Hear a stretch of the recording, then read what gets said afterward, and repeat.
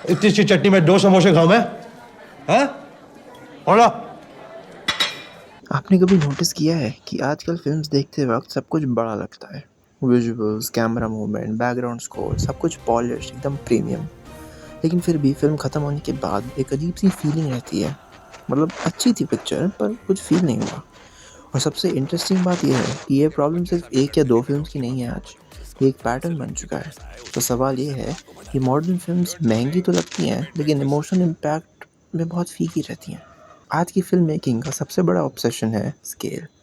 बड़ी location, massive sets, heavy VFX, drone shots वगैरह वगैरह सब कुछ ऐसे डिज़ाइन किया जाता है कि स्क्रीन पे वाव फैक्टर आ जाए। और ऑनेस्टली वो वाव फैक्टर आता भी है, लेकिन प्रॉब्लम ये है कि वाव और फील दो अलग चीज़ें हैं। वाव आँखों को इम्प्रेस करता है, लेकिन फ़ील दिल को। और जब फ़िल्म सिर्फ इम्प्रेस करने की कोशिश करती हैं, ख़ासकर आँखों को, तो वो कनेक्ट करना भूल जाती हैं। अब असली बात करते हैं कैरेक्टर्स की। पहले फ़िल्म्स में कैरेक्टर इम्परफेक्ट होते थे, उनके फ्लॉज़ विज़िबल होते थे, उनके डिज़ायर्स क्लियर होते थे, कभी-कभी नहीं भी होते थे, और उनकी जर्नी मीनिंगफुल लगती थी। आज का हीरो काफ़ी बार ऑलरेडी बहुत ही कंप्लीट होता है। वो बहुत ही कॉन्फिडेंट, कैपेबल, अमीर, ऑलमोस्ट हर सिचुएशन में कंट्रोल्ड। और यहाँ प्रॉब्लम शुरू होती है, क्योंकि जब कैरेक्टर स्ट्रगल नहीं करता तो ऑडियंस उसकी कहानी में इन्वेस्ट भी नहीं करती।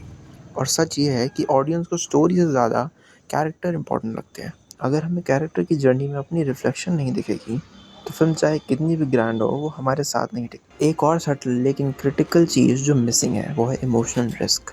पहले फिल्म अपने कैरेक्टर्स को अनकंफर्टेबल सिचुएशन में डालती थी, उन्हें तोड़ती थी, उन्हें फेल करती थी, उन्हें कॉन्सिक्वेंस फेस करने देती थी। आज की फिल्म्स काफ़ी सेफ खेलती हैं इन सब चीज़ों में।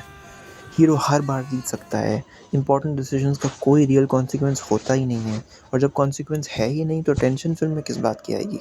इमोशन का फाउंडेशन ही रिस्क है। अगर कुछ लूज़ होने का डर नहीं है तो कुछ जीतने का इम्पैक्ट भी नहीं होगा। आज का सिनेमा एक और चीज़ फॉलो करता है, वो है speed. Fast cuts, quick transitions, constant background music, हर सेकंड कुछ ना कुछ स्क्रीन पे हो ही रहा होता है। लेकिन प्रॉब्लम ये है कि इमोशंस को टाइम चाहिए होता है।